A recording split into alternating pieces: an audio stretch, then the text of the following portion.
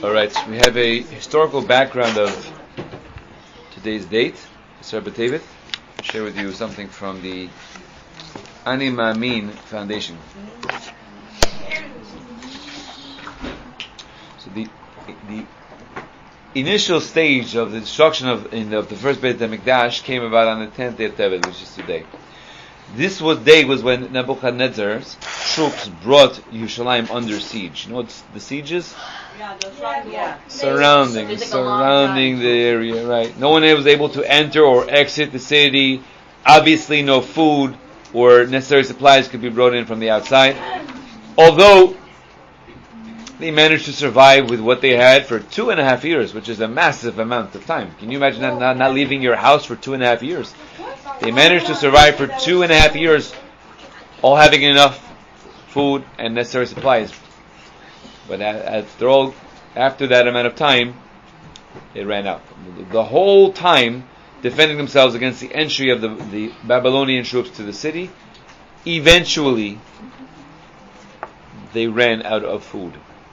Finally, there was a hunger, and they had no strength, right? They had no strength to fight off the attack anymore. The army of Bavel broke into the city, and the Jewish soldiers fled, and a few weeks later, the Beit HaMikdash and the city of Yerushalayim were burnt to the ground. This is a very brief summary of the destruction of the first Beit HaMikdash in our city. Sometimes we become so focused on the actual Korban, the burning and the destruction, we fail to remember that the actual or the beginning story started hundreds of years before then. Let's go back to the real beginning and realize why the Korban actually came about. So for us to do this properly, we have to summarize the book of Melachim.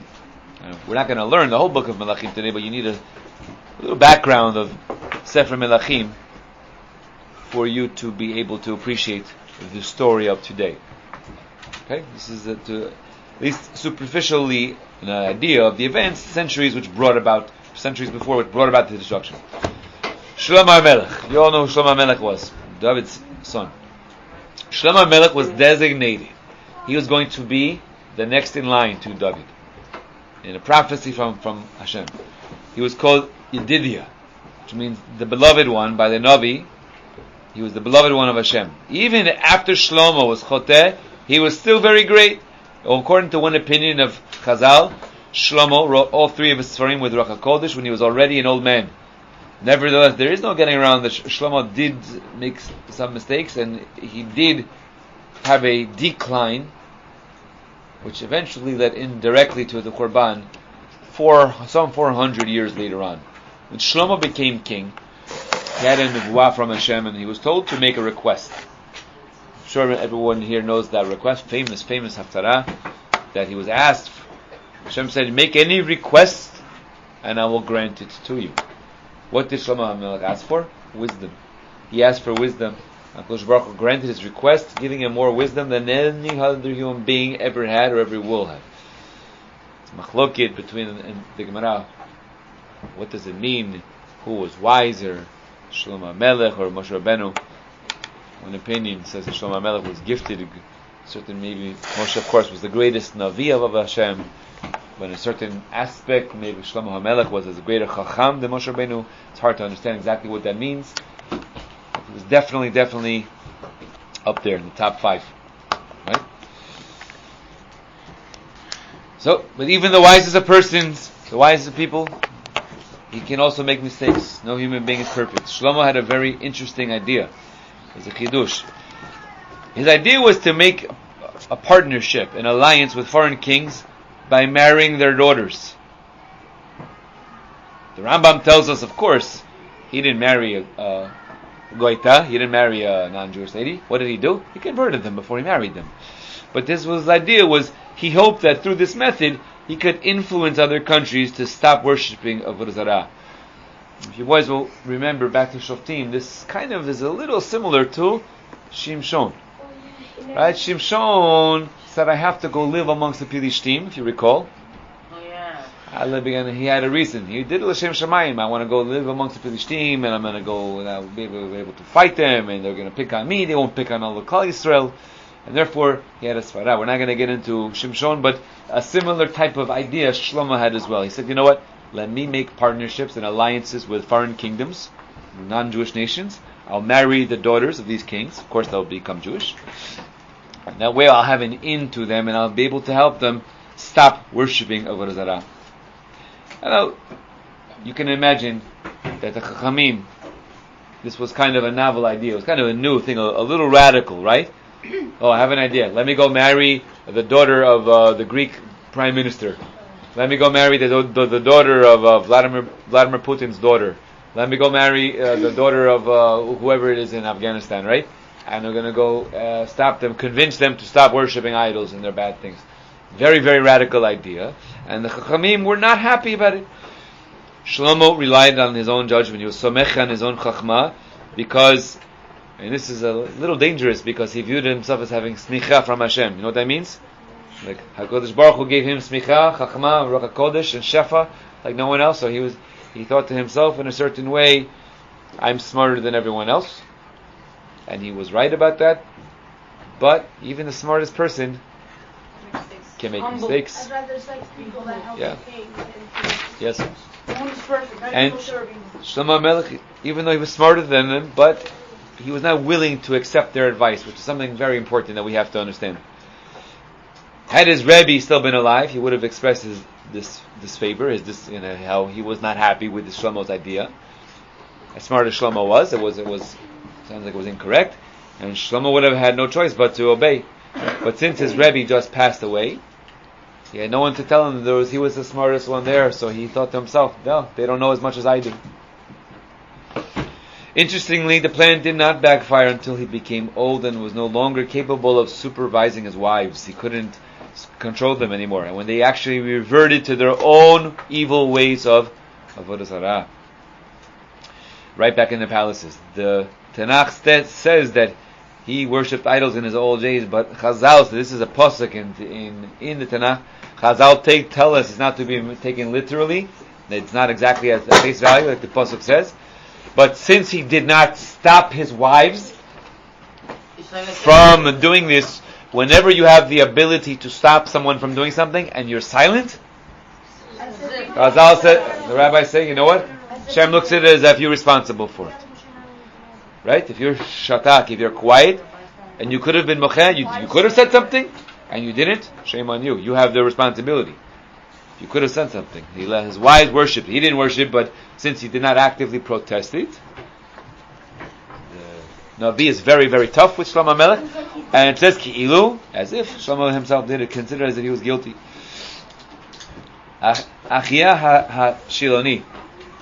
For those of you who know who that is, it's Eliyahu Hanavi's Rebbe. You can only imagine how great this person was to be the Rebbe of Eliyahu Hanavi.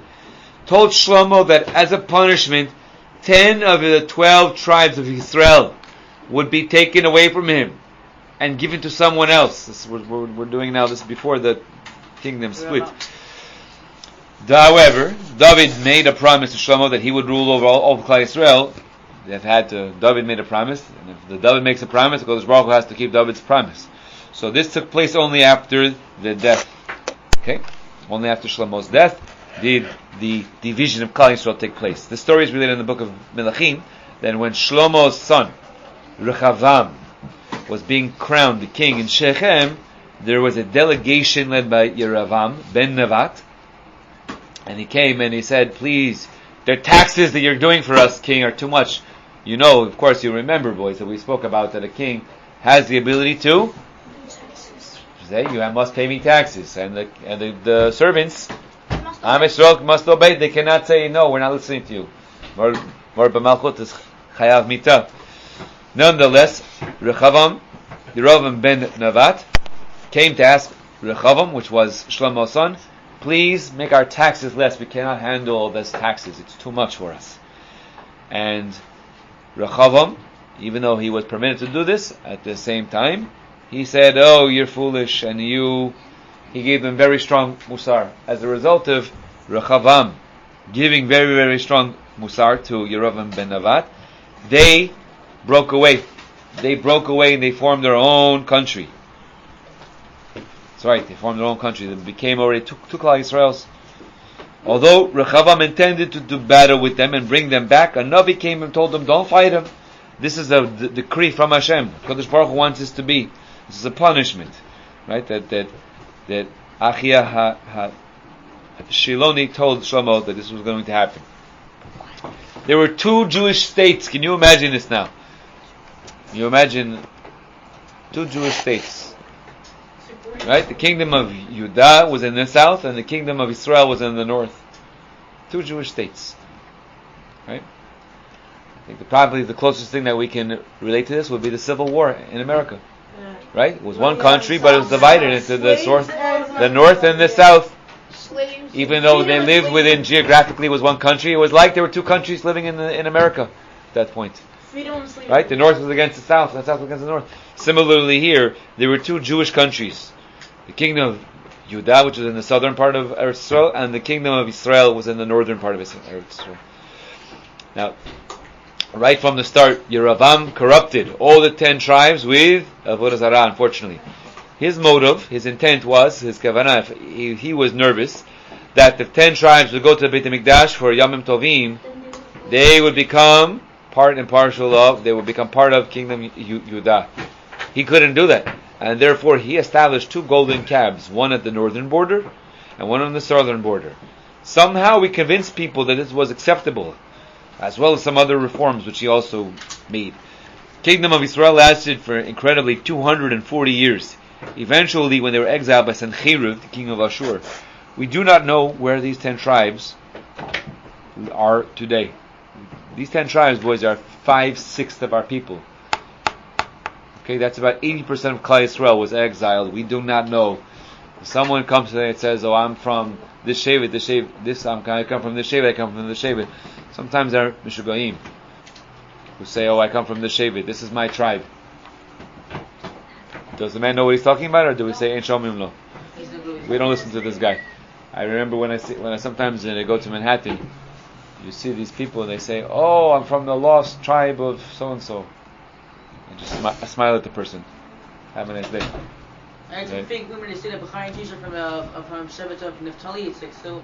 We don't know where they are. Everything was unfortunately mixed together. We do not know who is from which tribe nowadays. Although the worship at these pagan shrines of the 2 calves was widespread, it's important to know that they didn't mean it. It's kind of like it was Avodah Zarah l'Shem Shamayim.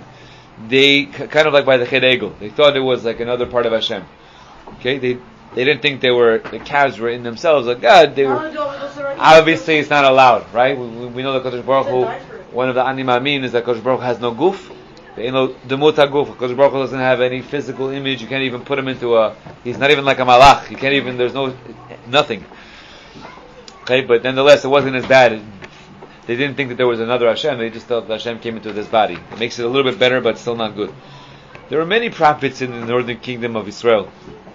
Not only that, but there were even many special yeshivot of Bnei Nevi'im, training Talmidim who wanted to receive prophecy. We know that there was such a thing as the prophecy. There was a yeshiva for Nevi'im, for prophets.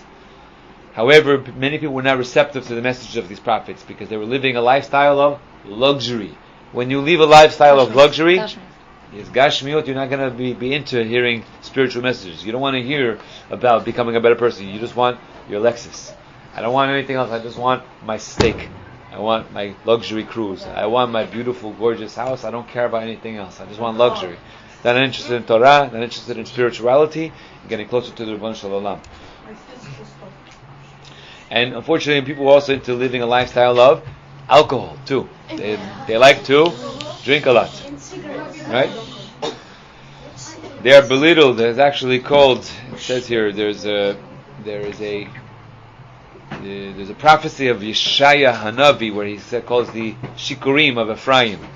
The Bnei Ephraim, unfortunately, became Shikur. When people are intoxicated with their pleasures, unfortunately, you can even have a Navi, and it falls on deaf ears. They're not listening to the Navi because they're too busy getting high and drinking alcohol. Originally, the two nations were supposed to be separated from each other for only 36 years. That was the decree, corresponding to the years that Shlomo HaMelech been married to Bat Paro. At that time, the king of Yehuda was actually a very good king. Asa. Asa was a very good king. He was attacked by an alliance of Aram and Sova and the kingdom of Israel. Had he gone to fight with him, he would have been able to rid his land of the threat from Aram, and he would have defeated the 10 tribes because he was a tzaddik. But he missed his chance. Unfortunately, he lost his nerve. He lost his nerve, and he sent a massive bribe to the king of Aram to break his alliance with the king of Israel. And the Nabi actually gave him very strong tochacha. He said, this was the right time for you to fight, not for you to send a bribe to the king of Aram Tovah to break his alliance with the kingdom of Israel. And the opportunity was lost, and it never returned. Shem was very upset with Shlomo Melech and Am Yisrael from that day on. From the day that Shlomo Melech married the daughter of Bat Paro. Chazal tell us something was very amazing about this. Rabbi Yehuda said in the name of Shmuel, on the day Shlomo married daughter of Paro, the Malach Gabriel came down and struck a reed in the Yam HaMelech, in the Mediterranean Sea. Soot gathered around it, and that was the metropolis of Rome. That eventually became what we know today as Rome. The Midrash says was because the Malach Gabriel came down, he put a reed in the Mediterranean Sea, and that was the metropolis of Rome. The Gemara quotes further, on that day, the day that Yerovam ben Navat set up his 2 golden calves, there was the first human habitat was put on that extension of the mainland. Meaning, it sounds like from this, that the whole reason why Rome existed, which ultimately, Rome is a downfall, Edom, is because of the chait of Shlomo, marrying Bat Paro, and because of Yerovam, putting up these 2 different Salamot, these two different pagan. So the foreign tradition probably started by him because he made it. This is a very, very surprising quote because Shlomo HaMelech built the first Beit HaMikdash and it was destroyed by Bavel. What is Rome? We know Rome was the second Beit HaMikdash was destroyed. The second, right? That's the one destroyed by the Romans about 900 years after Shlomo married Bat Paro. What is the connection to Rome and Shlomo HaMelech? One would have thought that maybe it should have been Bavel, because the Babylonians were the first ones to destroy the first the ones to destroy the first Beit HaMikdash, and the Romans were the ones to destroy the second Beit HaMikdash. What is the connection between Rome and the building of Rome? Rome was established by Shlomo HaMelech's marriage to Bat Paro. And this is a very important concept here. This idea that everything we do has a ripple effect. You know what that means, a ripple effect? You throw something in the water, and you throw a stone in the water, and you see the waves. The waves.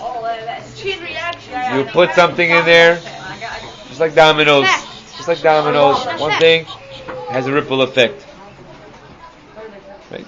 Even though Shlomo HaMelech built the first Beit HaMikdash, and that was indeed destroyed by the Babylonians, by Nebuchadnezzar. But already, from that point, 900 years, can you imagine what that is? Earlier, Shlomo HaMelech set into motion already. He set the boomerang up, the domino of Rome. He set the domino of Rome into play. The 10 tribes first separated from the nation that went wayward, and then the nation unfortunately went into idolatry and into living a life of tavot.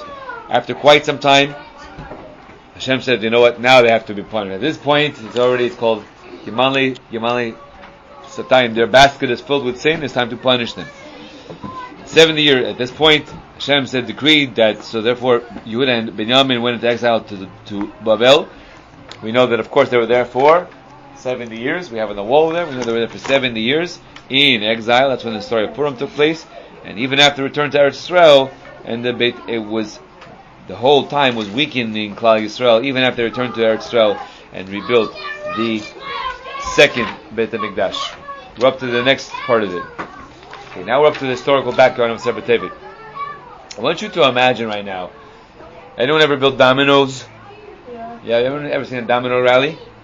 Okay, I want you to imagine in your mind, take a moment right now, imagine 1,000 dominoes, right? You push the first one, cause the second one to fall. Second, cause the third one. Right? I saw this whole thing actually, someone saw how this whole rally, I pushed one block, and everything kept going. You all see this cool domino. And the cement. right? It starts with the first domino falling, right? Each one will knock the next one down. This will continue until all of them fall. And the same thing applies to our actions as well. See, we don't feel that way, but that the truth is that the emet is that way. That is what happens. When we do something, the ripple effects come out of that. We don't see it. It happens both for good and for not good too. Right? Whenever we stand in the sun, we have a shadow.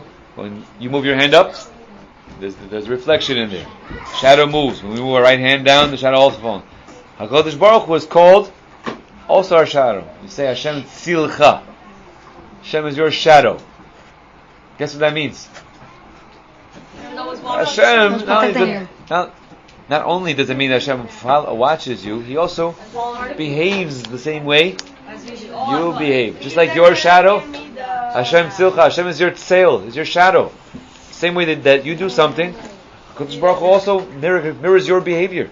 Hashem Tzilcha al yad yiminecha. Whatever we do, this applies to good things, and also unfortunately applies to not good things as well. Will bring about a correspondingly decree, as one of the boys mentioned here, midah keneged midah, measure for measure in Shamayim. Shlomo pushed the first domino, which would eventually push many more down and lead to destruction. Hashem prepared that by sending the Malach Gabriel to make the very first preparation for that finale, that final one. And as things got progressively worse and worse through Yerovam's idols, the next step was taken by Hashem, and the future site of Rome now had human habitats, which ultimately, by the way, is where? Edom lies in Rome. We know that. That's where Edom. Rome is in Italy. Yeah. Rome is in Italy. There is, however, a great difference between the analogy of the dominoes and the reality of life. Once the first domino is pushed, it's started, and you cannot take it back. Once it's pushed, and you cannot be stopped. However, we are not like dominoes. Even if we do something bad, we have the ability to go up. Fix it. We could go in the reverse direction. We can hit reverse at any time. We can undo it as well. A robot. Make a turnabout. And the same way that we started the domino going in the wrong direction, we can make it go in the right direction. However, unfortunately, that did not happen in this case. Let's see what happened here. During 400 years, the Beit HaMikdash existed. You boys knew that. The first Beit HaMikdash existed for how many years? 410.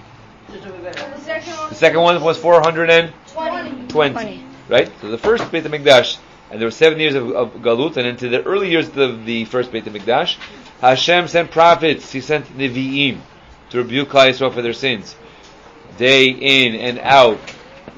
You would think, if I have a Navi who's speaking to Devar Hashem, people would listen, right? Fortunately not. Klal Yisrael is being very, very stubborn. We don't listen. We think we know better. And that can either be, sometimes it's good, and sometimes it's bad. We spoke about being Shiur is actually a good thing. If you recall, we spoke about being stubborn.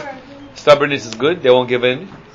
But sometimes being stiff-necked is also a bad thing. Sometimes you have to be Mekabel Musar. Shiur, stubborn nation. Sometimes when we think we're right, we don't abandon that path, even if we're wrong. That's a problem. So people rejected the messages of the Nevi'im, made fun of the Nevi'im, belittled the Nevi'im, told them they're not interested in what they have to say. Some Nevi'im actually were spit at. What? They were spit at, made fun of, they threw things at them. Yeshaya Hanavi says, I gave my back to blows, my cheeks to slaps. It means people made fun of him. They pushed him. They smacked him on the face. Yeshaya Hanavi says, even though I knew they would make fun of me. Can you imagine getting up there, Rabbi, right? Someone, not only do they not stand up for him, not only do they, but they smack him, they spit at him. He says, I still did not hide myself, and I did your job. I did your shlichut Hashem. We said if people don't want to accept anything, that's by a regular person. If you're a Navi, you have that's your job. That's your job. A regular person who's not a Navi, if you see someone's not going to spit at you, going to punch you, you don't say it to them. But a Navi, his job is you have to do it. And Hashem basically did that because so no one can say that you didn't know. Alright? Yirmiyahu Hanavi, if you know this, Yirmiyahu Hanavi put into jail by Jews. Can you imagine taking a Navi Hashem? They imprisoned him. They put him on trial. They threw him into quicksand. He was obviously Hashem saved him. Yeah, they tried to kill Yirmiyahu Hanavi. These are Jews. These are Yidden. These are Yidden. Now we have a historical background. I've already written in an essay of Purim that the decree of Haman came because people didn't respond to prophets. Right? When they took off was greater. Whenever Achashverosh took off his ring, it says in the Gemara, that was better. That was better than more prophets. He did more when Achashverosh took off his ring and said death to all the Jews. That did more than all of the prophets. People unfortunately listen to torture. They listen to pain and suffering. They don't listen to Musar sometimes. Sometimes you have to be tough with people. None of them were able to bring back, however, the path to good. But the removal of the ring brought about the path of good. The descendants of David HaMelech sat on the throne of Yehuda down till the destruction of the first Beit HaMikdash and Galut Bavel. Some were genuinely great tzaddikim, but some were actually very wicked. Towards the end of the kings, there were a number of melachim who purposely corrupted people. Achaz was one of those people. He locked up the Beit HaMikdash, closed shuls. He closed Batei Midrashot. When his son Chizkiyahu Melech inherited the throne, he had to undo, he had to revert all of the harm and the corruption that his father had brought about. When he passed away, his son Menashe, he was even a worse corrupter. He forced the people worship idols. He murdered prophets. He even murdered his own father, Yeshaya Hanavi. When eventually his grandson Yoshiyahu became king, it took a huge effort and a very long time to undo even the residue of Menashe's influence. Internally, the harm had been done, and no sooner than Yoshiyahu passed away, the next generation of kings went back to their own evil ways, and their predecessors, the ones that came before them, and the situation was ripe in Shemayim. Like we said, when the basket is full of sin, HaKadosh Baruch Hu come down. Finally, we talk about Zechariah Hanavi. The reign of each king was an era worthy of study, but in this short essay it's not possible. We can't really do it justice in the couple of minutes that we have now. But there's one story in particular that we have to share. From that we can get an attitude of the resistance that was in Klal Yisrael at that time. Listen to the story on how resistant and how much people put up a fight to change during this 400-year period we've been discussing. Less than halfway, we're going to talk about Zechariah Hanavi. Halfway through the first Beit HaMikdash, this is what occurred. There was a righteous king. His name was Yehoshaphat. He made a huge mistake, allowing his son Yehoram to marry Asaliah, who was the daughter of Achav and was in Russia. When Yehoram married Asaliah, who was the daughter of Achav, we just said, their son Achaziah died. Asaliah took over the throne. This wicked woman, this is the queen, the daughter of Achav, she took over. This was the only time in Eretz Yisrael ever had a queen, Rahman al-Islam. In order to assure that there'd be competition for the throne, she killed out the descendants of David HaMelech in the royal nursery. Only one child was saved by Yahuyatha, who was the Kohen Gadol, and his wife. They hid this 1-year-old child. His name was Yehoash. Yeah. If you are familiar with some of these stories, can all be found in Sefer Melachim, Aleph and Bet. Yehoash in the attic above the Kodesh HaKodashim. He hid for 6 years. No one, but a select few are aware that there was a deserving heir to the throne still alive, because this Reshanta, this lady, Asaliah, killed out, like we said, she murdered all of the descendants of David HaMelech because she did not want anyone else, no competition. She wanted to be the only Malka. At the end of 6 years, very interesting, as a queen. At the end of 6 years, they revealed to Yehoash, the public, organized the rebellion, and they made Yehoash as the king of Yehuda. As long as his Rebbe was alive, Yehoash was a tzaddik. However, when Yehoyada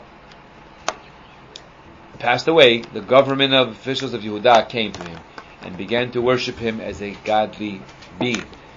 After all, he was hidden in the Kodesh HaKodashim for 6 years. He must be Kodesh, right?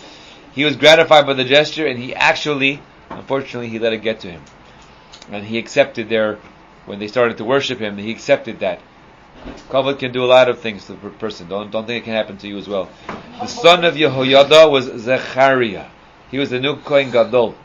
Okay, this is Yahuyatha, was Yehoash's Rabbi. Yahuyatha passed away. Yehoyada's son Zachariah was the new Kohen Gadol. He was also the new king's own son-in-law and the Navi. That's how big of a tzaddik Zachariah was. He gave him tochacha in the courtyard of the Beit HaMikdash on Yom Kippur. Yoash had his guys, his henchmen, his people who carry out the murder, kill Zachariah. Kill him, mamash, cold blood, in public, Yom Kippur, Beit HaMikdash. It doesn't get any worse than that. And his own son. When was this? It was on Yom Kippur. It was the king's own son-in-law. His own son-in-law was his daughter's husband. It was a Navi Hashem, courtyard of the Beit HaMikdash. Holiest day, the holiest place in the world. Holiest day of the year, in public, murdered Zachariah Navi in cold blood. As he was dying, Zachariah said, Hashem will look and he will seek nikama. Hashem will seek revenge. Unbelievable miracle occurred. No matter how hard they tried to scrub the blood off the floor to get rid of the blood, they don't want the blood and the body hanging around there. They could not cleanse the floor of the courtyard of the Asara from Zachariah's blood. Not only could they not clean off his blood, but boys, it bubbled. The blood bubbled like it was on a flame for not just a day, not just a week, not just a month, not even a year. 200 years! The blood could not be moved, and it continued to bubble in the place where he was murdered. This was a public sign that Kodesh Baruch Hu will get you back. He is very, very angry with you, and he will take revenge from you. Jews came to the Beit Mikdash 3 times a year. They stood in the Zara. They had to step over the pile of blood. There was bubbling, and they could see it was bubbling, and Kodesh Baruch Hu's response to this heinous crime, even as they would come to the Beit HaMikdash on the Regul to offer korbanot. Kodesh Baruch Hu was not happy with them. He was going to get them back and waiting for that right time.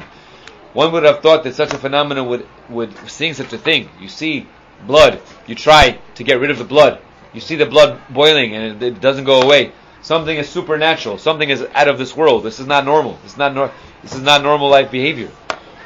Shouldn't that inspire you to do tshuva? That's what one would think.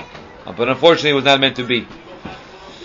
Unfortunately, in conclusion, this was the state of the Jewish people, the status of the Klal Yisrael leading up to the destruction of Yerushalayim. Of course, we have not done justice to these 4 centuries of history in these few short paragraphs. In a couple minutes, there are many, many lessons to be learned from this whole narrative. And when we fast on Asara B'Tevet, it will be worthwhile to have them in mind. Number 1, nothing that we do, nothing escapes Hashem's judgment. Nothing that we do. We think, it's a minor thing, Hashem's not going to care. Think Hashem cares about it? Yes. Hashem cares about everything. The Gemara says, whoever says about the Kodesh Baruch Hu that he overlooks things like that, don't worry, Hashem will pardon you. Watch out, oy va'avoy to you. Hashem never forgets anything, no matter how much time has gone by. Whether when we are deserving, if we have not done tshuva, Hashem will make sure that we have vengeance. Maybe it'll take a year, maybe it'll take 2 years, maybe it'll take 3 years, maybe it'll take 200 years. Hashem will get it if you don't do tshuva. That's number 1. But when we are negligent, it will eventually catch up with us, the same way that the misdeeds of the generations of the Beit HaMikdash caught up with them. The prophets brought us to the Bar Hashem, and unfortunately we don't have any living Nevi'im nowadays, but the Torah that's our Nevi'im, the words of Chazal and the later Sfarim. Let's listen very closely to the messages that Hashem sends us. We'll end off with this. The Vilna Gaon says that nowadays we don't have Nevi'im. What are we supposed to do nowadays? You heard the question? What are we supposed to do? We don't have Nevi'im. So the Vilna Gaon says something. He says, you know what? If a person is very, very, very honest, and he's not pulling shtick with himself, he's an honest Jew, when he prays, he goes into a quiet room and he talks to himself and he talks to Hashem, he knows whether Hashem is happy with him or not. Deep down, you know in your soul if you've done the right thing, and that we don't need a Navi for that. It says the Gra, your own neshama can communicate with you what you did wrong and what you need to be mitaken. And you know that as well. The problem is we don't take time to think about it. We're too busy davening quickly. We don't think about it. We don't talk to Hashem privately. We just mumble the words and go about our day. But if we have time for hitbodedut, you know what hitbodedut is? When we go privately and we talk to Hashem, say, Hashem, this is what I've done, and we ask ourselves, help me find what did I do wrong? How can I improve myself? Hashem will lighten your eyes. He will help you, tell you what you need to do to fix up the things. Deep down, we all know what we've done wrong, but we have to fix it. When each one of us, myself included of course, looks at ourselves deep down, and we turn that candle not onto the next person and say, hey, this guy's messed up, he needs to fix himself, or the Musar that was just said, oh, that applies to them. But we say, no, it applies to none other than the one speaking right now. It applies to me, it applies to each one of us. We all have to take the candle, the Devar Hashem, and take it and look into us, and we can become better people. So we improve ourselves, and we end off with a zuchut for everybody.